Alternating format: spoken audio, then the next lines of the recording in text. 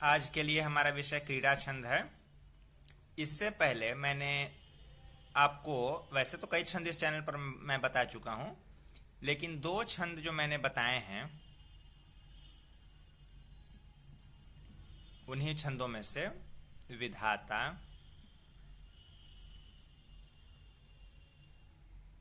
और शुद्धगा, ये जो दो छंद मैंने आपको बताए, ये मात्रिक है और ये वर्णिक छंद है।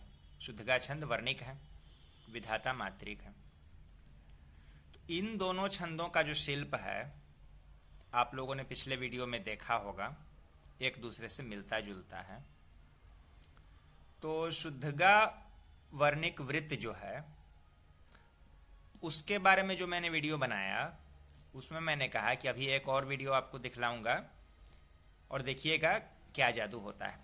तो मैं इसमें उसी पर बात करता हूँ।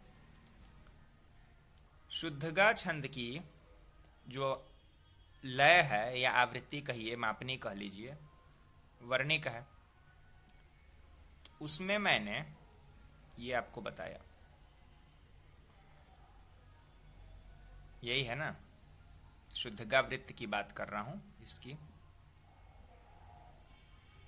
तो ये आवृत्ति उसकी आई, एक एक पद में इस तरह से आपको यगण गुरु यगण गुरु ऐसे रखना है।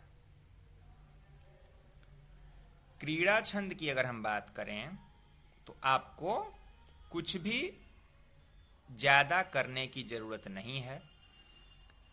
आपने विधाता मात्रिक छंद को समझ लिया, आपने शुद्धगा वर्णिक वृत्त को समझ लिया है, तो आप क्रीड़ा छंद को भी आराम से लिख लेंगे। कैसे लिख लेंगे वो देखिए। क्रीड़ा छंद लिखने के लिए आपको ज्यादा कुछ भी मेहनत नहीं करनी है। सिर्फ आपको एक यगण लेना है और उसके बाद एक गुरु लगा देना है, ऐसे। ठीक है। तो ये वर्णिक वृत्त ही है, ये मात्रिक नहीं है। वर्णिक वृत्त, ये क्रीड़ा छंद जो है वर्णिक वृत्त है, क्योंकि इसमें गणों का उपयोग हो रहा है। तो यही एक पद जो होगा इतना ही बड़ा होगा। देखने में छोटा लग रहा होगा, लेकिन जैसा कि मैं पहले भी चर्चा कर चुका हूं, छंदों के जो प्रकार हैं छोटे छंदों से शुरू होते हैं और फिर लंबे लंबे छंदों में जाते हैं। वर्णिक चाहे वो छंद हो या फिर मात्रिक छंद हो, दोनों का एक ही नियम है कि मात्रिक छंद भी जो होंगे 7 मात्रा से शुरू होते हैं और फिर मतलब प्रतिपद 7 मात्रा से, मात्रिक छंदों में जिस तरह से आरंभ होता है उसी तरह वर्णिक वृत्तों में भी इसी तरह से छोटे छोटे वर्ण संयोजन वाले छंदों का आरंभ होता है और फिर लंबे लंबे पदों वाले छंद बनते हैं। तो ये क्रीड़ा छंद जो है बिल्कुल छोटा सा छंद है, एक पद इसका इतना ही है। कैसे? चलिए अब उदाहरण दिखलाता हूं आपको। देखिए ये छोटा सा छंद कैसे बनता है।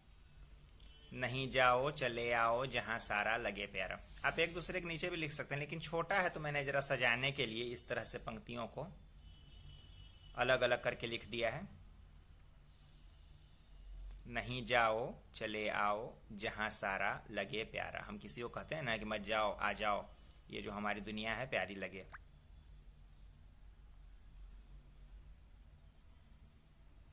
तो ऐसे करके दो दो पदों में तुकांतता आप देख रहे हैं, यहां भी यहां भी।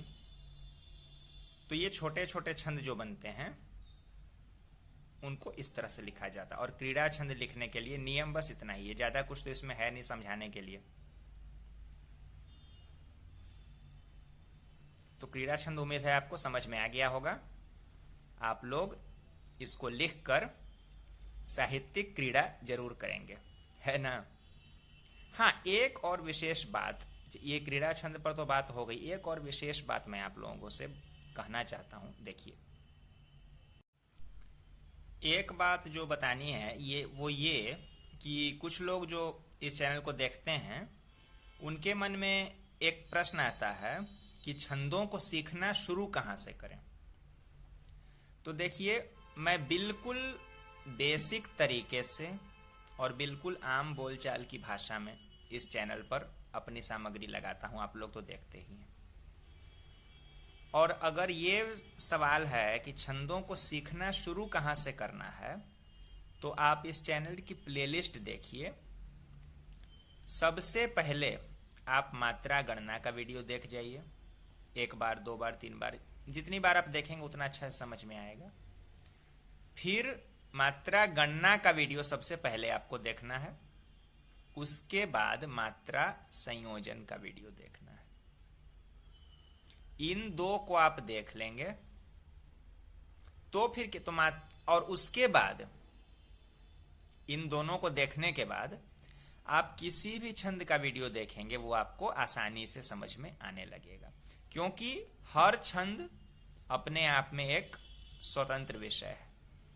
ऐसा नहीं कि कोई एक छंद पहले सीख लेना है और बाकी छंद उसके बाद सीखने हैं, ऐसा कुछ नहीं होता है। आप चाहें तो रोला छंद पहले सीख लीजिए, दोहा उसके बाद सीखिएगा। चाहे तो बरवै छंद पहले सीख लीजिए, विधाता छंद उसके बाद सीखिए। कोई भी छंद आप कैसे भी करके सीखेंगे, आपको कोई परेशानी नहीं होगी। सिर्फ ये 2 चीजें देख लीजिए। अब बात आई वर्णिक गण का क्या काम। तो ये जो 2 विषय मैंने बताए, मात्रा गणना और मात्रा संयोजन, ये मात्रिक छंदों के लिए है।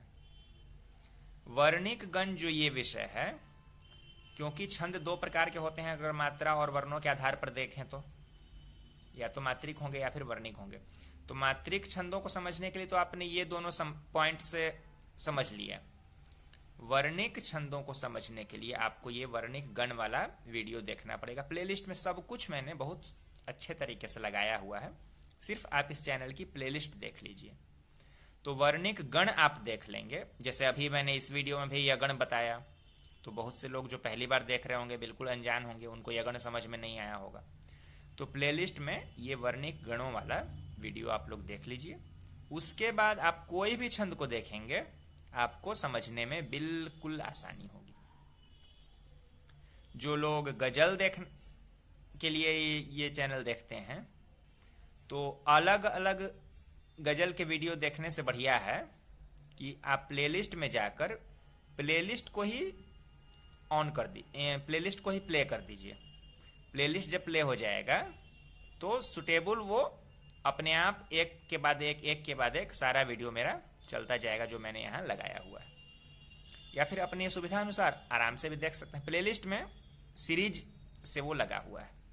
ठीक है, आशा है इससे आपको सहायता मिलेगी। चलिए मिलते हैं अगले वीडियो में फिर किसी नए विषय के साथ।